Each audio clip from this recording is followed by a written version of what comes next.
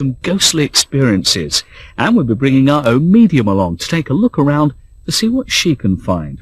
Also, a trip to the Isle of Wight to Hazley Manor. It's the archetypal haunted house, but does it really live up to its reputation?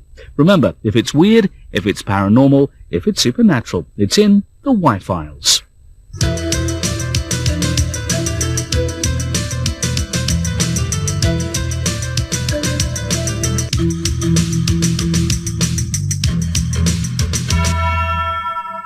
We'll have more about Dover Castle behind me here in just a moment. Castles are creepy places at the best of times. Today we pay a visit to Dover Castle to unearth a whole load of ghosts.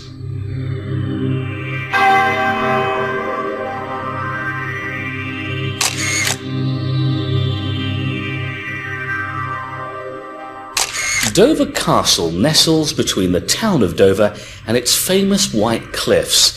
Over the years it's seen home to many a king, but now its main residents are ghosts. We spoke to Sandy Norman and asked her about the ghosts that haunt this historic castle. The castle in general is a very large site, but the main keep area, we've had the obvious ones like rattling doors, I suppose, and we've had the grey lady who throws herself off the top of the keep roof with very loud screams, and we've had the very gallant sort of cavalier who has appeared occasionally to a number of visitors in the keep area. Despite the numerous ghosts here, the staff have kept their sense of humour and have even taken to giving their ghosts names. Well, we've got Samuel, who likes playing with the lights down here. We have a very large, long tunnel area where we switch the lights on, and quite often the lights will go back off again, then on again, then off. Now, we do blame this on Samuel, and apparently he does like playing with the lights. Samuel is a naval lieutenant. Now, Samuel had a girlfriend called Helen, who was a wren. Now, the story behind this one is they fell deeply in love, and of course it was really a no-no to fraternise with the females down within the tunnels. And this did slightly get out of hand, apparently, and he was threatened with disciplinary action, and he obviously couldn't take the situation any longer. And unfortunately, as the story goes, he hung himself within these very tunnels.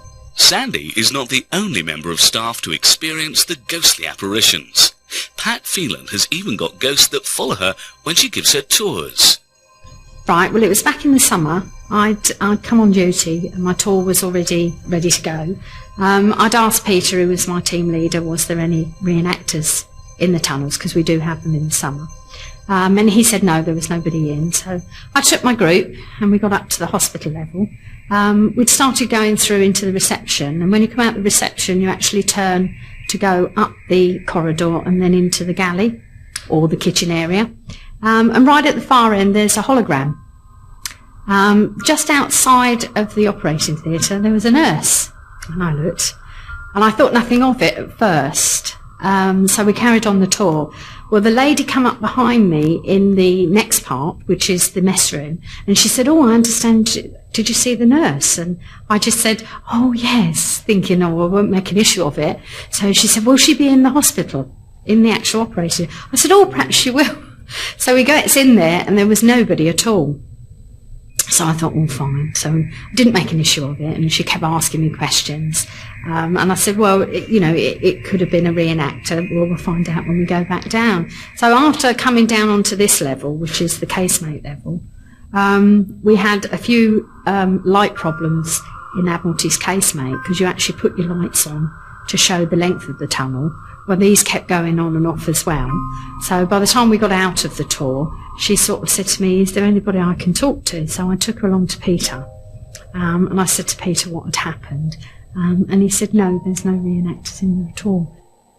And did Pat have any more experiences? Last season, a medium that was on my tour that I didn't know, and she said that I'd always got a good following down here. There's about 18 of them that follow me, and she actually said, "They really like you, Little Pat." Now, that is a nickname I've got on site. It's not a name that I give to the public. The staff here at Dover Castle have not just experienced the odd sighting, they've actually had physical contact. Sam Martin tells us of her experience with the other side. Well, it was several months ago now. I took a large group of ladies and gentlemen from the National Trust. We have organised group bookings of people that come into the tunnels, and this was an organisation of people that wanted to go through on a tour that was set aside for them. I took them through. We wandered through the hospital, and they were all very enthusiastic, and obviously because they belong to the National Trust, it's all about conserving properties, and they like to see what we've done here at Dover.